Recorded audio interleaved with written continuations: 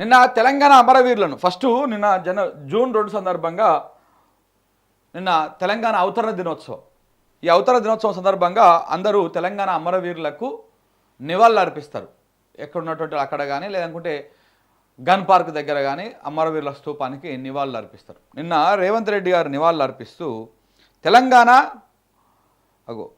తెలంగాణలో అమరవీరులను తెలంగాణ సోయినటువంటి వాళ్ళు, తెలంగాణ వాదులు, తెలంగాణ బిడ్డలు, తెలంగాణ ప్రజలు అమరవీరులను మనం ఒక దైవం లెక్క కొలుస్తాం.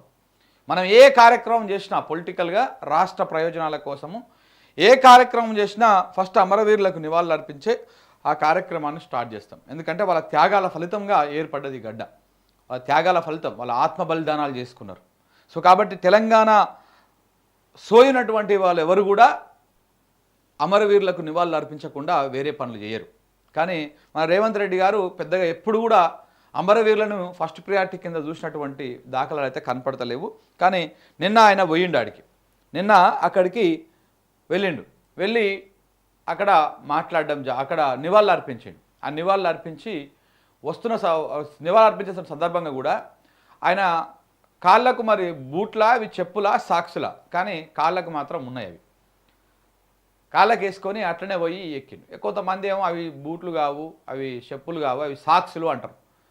మరి ఆ సాక్సులు కూడా వేసుకొని పోవద్దు కదా.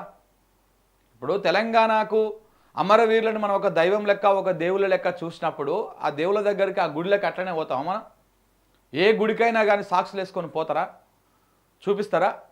ఆయన సాక్సులే వేసుకొని పోయినా కూడా అట్లా పోవచ్చునా? ఒకసారి ఆ వీడియో చూపిస్తాం మీకు, చూపించినాక మాట్లాడదాం. తెలంగాణకు అవమానం, అమరవీరులను అవమానపరిచిన రేవంత్. స్తూపం దగ్గర చెప్పులేసుకొని నివాళులు, ఆవిర్భావ వేడుకల్లోనూ జై తెలంగాణ అని సీఎం. రేవంత్ తీరుపై బగ్గుమంటున్న ఉద్యమకారులు. మొదటి నుంచి తెలంగాణ వ్యతిరేకిగా ముద్ర. తెలంగాణ ఉద్యమంలో ఎక్కడా కనిపించని రేవంత్ ఉద్యమకారులపైన తుపాకీ ఎక్కుపెట్టిన పరిస్థితి. ముఖ్యమంత్రి అయ్యాక కూడా తన నోటి వెంట రాని జై తెలంగాణ నినాదం. తెలంగాణ ద్రోహి అంటూ సోషల్ మీడియాలో పోస్టులు పెడతా ఉన్నారు.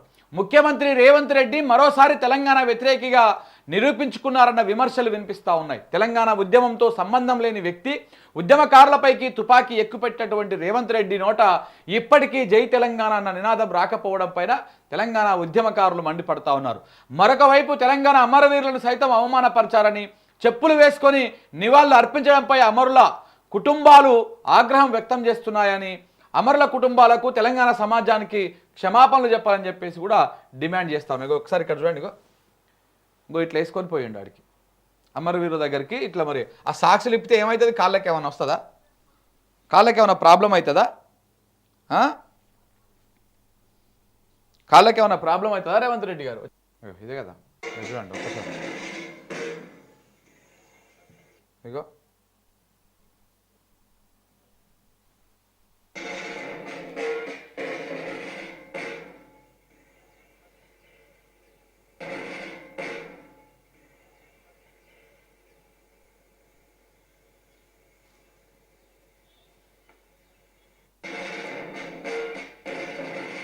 ఇట్లా కాళ్ళకు మరి ఇవి షూస్ లెక్కనే కనపడుతున్నాయి మనకి ఇక్కడ చూస్తుంటే. అమరవీరుల స్తూపానికి నివాళులు అర్పిస్తున్న సందర్భంగా కాళ్ళకు షూస్ లెక్కనే కనపడుతున్నాయి. కానీ సాక్సులు అని చెప్పేసి ఇక్కడ కాంగ్రెస్ కొంతమంది పెయిడ్ బ్యాచ్ ఒకటి కిందంగా పెడతా ఉన్నది.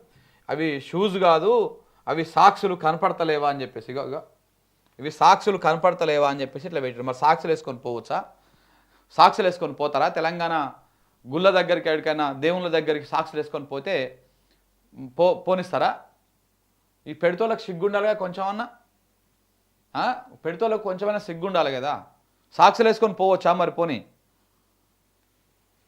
ఇంకా చూడండి, చేసింది తప్పు, సిగ్గుమాలినతనము, మరి దీనికి ఇదొకటి.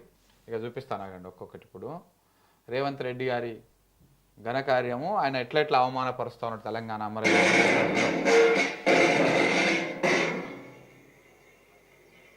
ఇట్లా చెప్పులు వేసుకొని పోయి అమరవీరుల దగ్గరికి నివాళులు అర్పించండి. ఇవి చెప్పులు కాదు, సాక్సులు అని చెప్పేసి కాంగ్రెస్ కొంతమంది వ్యక్తులు ఇవి చెప్పులు కాదు సాక్సులు అంటారు. సాక్సులు వేసుకొని పోవడం కూడా తప్పే అమరవీరుల దగ్గరికి.